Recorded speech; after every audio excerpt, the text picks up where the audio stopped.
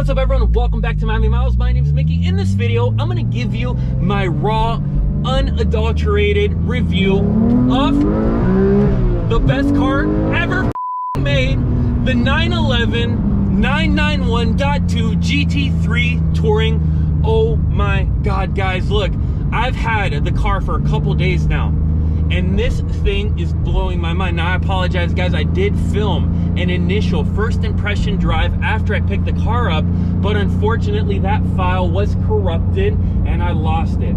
So now that I've had a couple days to mull it over, what's changed? I can tell you that I've fallen more and more in love with the car as I drive it. It is nothing like what I thought it would be. I thought it would be a different version of the 600 LT with a manual gearbox. In reality, it's something completely different. It's a 911 with a race car engine and the most delicious manual transmission in the world. Now, for those of you that haven't driven a 911, you're like, oh yeah, Mickey, what does it mean to be a 911? What is a 911? Guys, a 911 is the best quality, best put together, nicest handling automobile that you are inspired to beat the shit out of every single day, and it motivates you and it makes you feel special. That is what a 911 is. Now take a 911 and add this thing, this little devil, this 4-liter 500 horsepower GT inspired motor that goes to 9,000 RPM. Listen to this thing.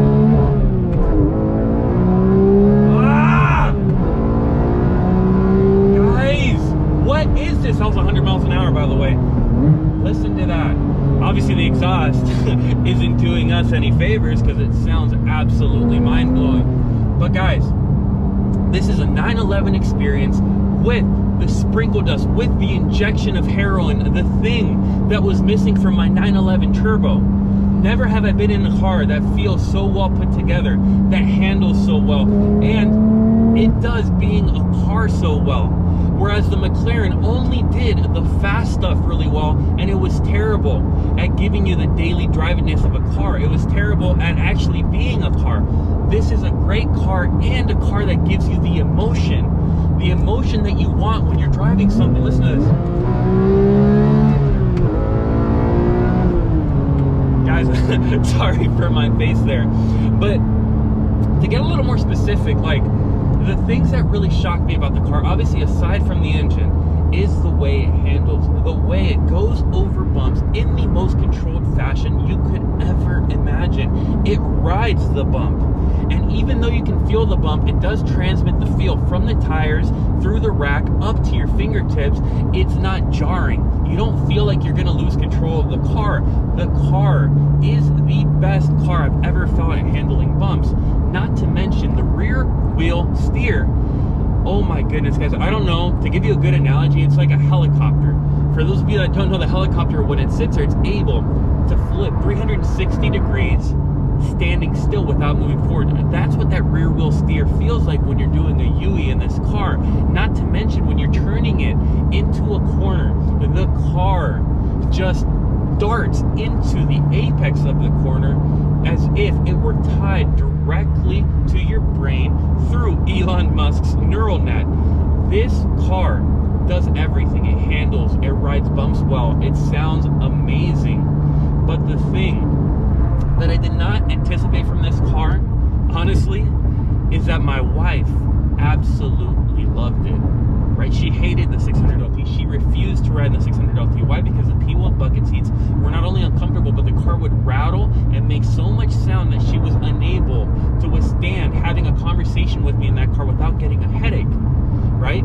But this car, you're able to turn off the sport exhaust, turn off the sport button, and here it is in 6th gear. No drone from the exhaust. It's just a regular 911. Right? It's just a car that's well put together, that feels as if you're driving around, you know, a Panamera or a Macan. Like, you can tell that there's definitely some familiarity between this and my Macan. And that's perhaps the car's greatest trick. The fact that it can do everything, that your wife can like it, that you can turn on the sport button, downshift. It does that beautiful rev match, which I love. I know some people hate it, but here's first gear. Guys, the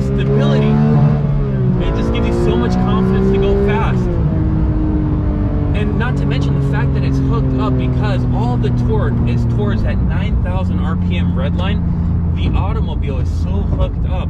From 0 to 80, the differences in speed between this and the McLaren 600 are not conceivable. Like you can't even notice how much faster the McLaren is over this. Now, obviously, after you get over 100 miles an hour, you really feel the difference. But in a real-world driving scenario, you don't see over 100 miles an hour. You see acceleration blast maybe to 110 or something. And honestly, to my feel, this feels just as fast as a 600 up until about 110, 115. After that, obviously, the 600 is absolutely going to obliterate it in a straight line. But I think that's just missing the point. The 600 was designed to do something completely different. It was designed to give you more of a race car experience, right?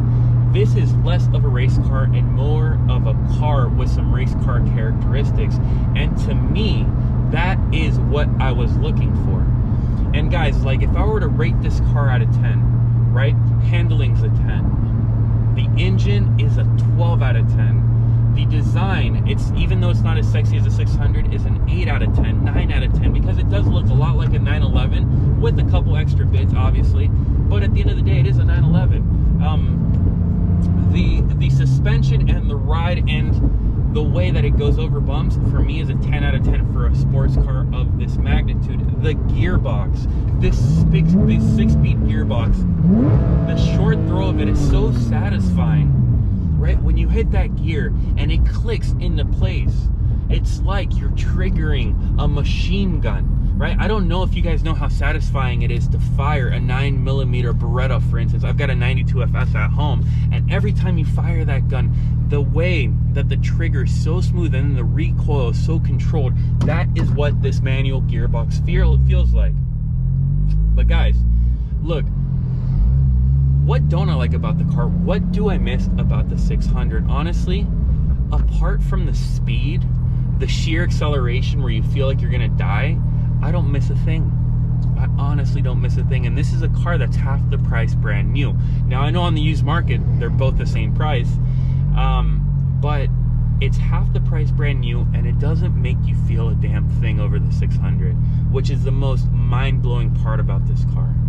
The fact that I'm in it, I'm driving it every day, and I don't even think about the 600. Now, I'm in a very fortunate position where I have another car coming from a brand that you may or may not know that I may or may not have had in the past. And that will supplement this in every way, because it'll give me the exotic looks to be able to go on a date night and stuff without having to drive it every day. I'm probably going to have both of these cars. This will be my daily driver, and that will be my date night car. Nonetheless, if I could only have one car to drive around every single day, this would be it, guys. This would be the car. Anyways, guys, that was my unbiased, unaltered, uninfluenced view of this automobile. I absolutely love it. I made the best purchase decision I've ever made in my life, guys. If you enjoyed the video, look, give me a big thumbs up. Give me a subscribe to the channel. I'm trying to pop out content like this all the time. I hope that you have a great day. Take care.